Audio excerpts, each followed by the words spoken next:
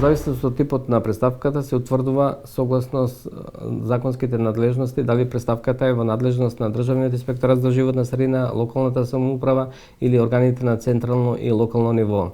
Во соработка со Центарот за правни истражувања направивме 2 инфографици за надлежностите на Државниот инспекторат за животна средина и останатите органи на централно и локално ниво.